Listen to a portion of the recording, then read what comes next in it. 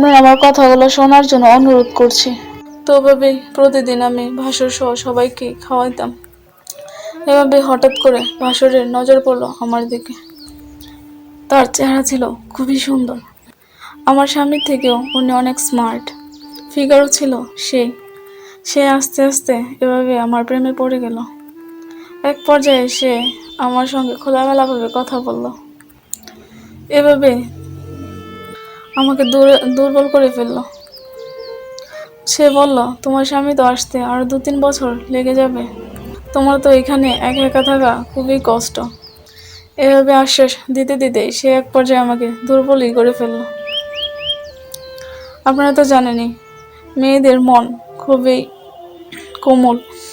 তো এক সময় দেখতে দেখতে আমিও তার প্রেমে পড়ে গেলাম।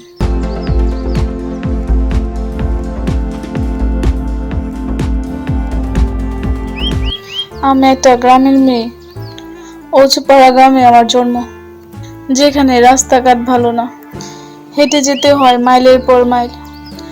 এরকম জায়গাতে আমার জন্ম, এরকম জায়গাতে আমার বেড়ে ওঠা। কোনো রকম টাইনে টুনে আমি এসএসসি পাশ করেছি। আমার যখন বিয়ের বয়স হলো, সবার মনে অনেক স্বপ্ন আমাকে নিয়ে, সবার মনে অনেক আশা।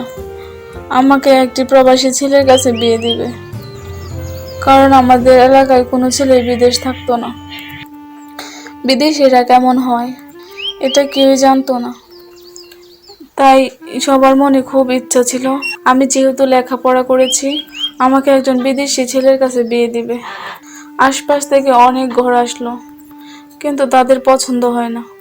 মূল কারণ ছিল এলাকাতে তারা বিয়ে দিবে না, অর্থাৎ প্রবাসী ছাড়া আমাকে বিয়ে দিবে না। অবশেষে একজন প্রবাসী ছেলে এলো। তার বাড়িটা কুমিল্লা জেলা, গ্রামের নামটি আমি বলছি না। আপনারা যদি জানতে চান তাহলে আমাকে কমেন্ট করে জানাবেন, আমি সিক্রেটভাবে আপনাদেরকে বলবো। যাই হোক, যেহেতু প্রবাসী আসলো, আমার মা বাবা ফ্যামিলির সবাই তো খুবই খুশি, কেননা তাদের স্বপ্ন পূরণ হতে যাচ্ছে। ঠিক আছে, এরকমভাবে ধুমধাম করে আমার বিয়ে দিল। বিয়ের পর 1 সপ্তাহ ভালোই কাটলো। গ্রামের মেয়ে আমি, কোনোদিন এত টাকা পয়সার সুখ শান্তি পাই নাই। প্রবাসীর ঘরে এত সুখ, টাকা পয়সার অভাব থাকে না, বিদেশি গহনা অলংকারের অভাব থাকে না, খাবার দাবারের কোনো অভাব থাকে না, যাই মন চায় তাই খাওয়া যায়। আমারও এই দিনগুলো খুবই ভালো লাগছিল। আমি মনে করেছিলাম যে পূর্বে হয়তো কোনো ভালো কাজ করেছিলাম, এর জন্য হয়তো আমার কপালে এত সুখ জুটেছে। এভাবে 15 দিন গেল। এভাবে 15 দিন যাওয়ার পর হঠাৎ করে শুনলাম আমার স্বামীর ছুটি শেষ। সে নাকি 6 মাসের ছুটি নিয়ে আসছিল। সে নাকি 5 মাস ধরে বিয়ের জন্য মেয়ে দেখেছিল, কিন্তু তারা উপযুক্ত পাত্রী পাচ্ছিল না। 5 মাসের মাথায় অবশেষে আমাকে বিয়ে করেছিল। এখন তার ছুটি শেষ, এখন সে বিদেশ চলে যাবে। বিদেশের ব্যাপার যেহেতু, এটা তো আর হঠাৎ করে আটকানো যায় না। আমিও নতুন বউ, আমি কি আর তাকে কিছু বলতে পারি? কিন্তু আমার মন তো তাকে যেতে সায় দিচ্ছে না। সারা রাত তাকে বোঝায় যে তুমি যেও না, যেও না। কত বাহানা ধরি, কই কে শুনে কার কথা। সে বলে আমাকে সে নাকি বিদেশ গিয়ে অনেক কিছু পাঠাবে আমার জন্য। এভাবে মিথ্যা আশ্বাস দিয়ে সে চলে গেল বিদেশ। মাত্র 15-16 দিন আমি তার সাথে সংসার করেছি। যাওয়া 4-5 দিন পর আস্তে আস্তে আমার খুব খারাপ লাগতেছিল। আমি আর একা থাকতে পারছিলাম না। যেহেতু বিয়ের আগে স্বামী ছাড়া থাকা যায়, বিয়ের পর সেটা তো আর সম্ভব নয়।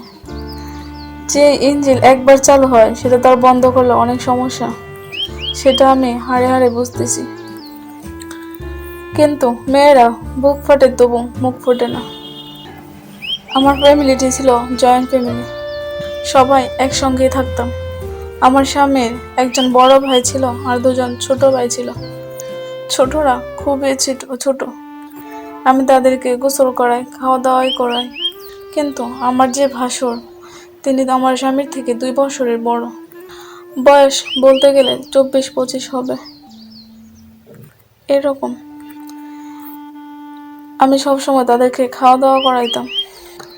আরেকটি কথা বলতে ভুলেই গিয়েছিলাম, আমার ভাসুর কিন্তু বিয়ে করে নাই, যেহেতু সে সংসারের দায়িত্বে ছিল, এই কারণে সে আগে বিয়ে করে নাই। বিদেশ যেহেতু আসছে হঠাৎ করে, বিদেশ থেকে তো আর প্রতি বছর আসা যায় না, এর জন্য বড় ভাইকে রেখে ছোট ভাই বিয়ে করে ফেলেছিল। তো এভাবে প্রতিদিন আমি ভাসুর সহ সবাইকে খাওয়াইতাম। এভাবে হঠাৎ করে ভাসুরের নজর পড়লো আমার দিকে। তার চেহারা ছিল খুবই সুন্দর, আমার স্বামীর থেকেও উনি অনেক স্মার্ট, ফিগারও ছিল সেই। সে আস্তে আস্তে এভাবে আমার প্রেমে পড়ে গেল। এক পর্যায়ে সে আমার সঙ্গে খোলামেলাভাবে কথা বলল, এভাবে আমাকে দুর্বল করে ফেললো।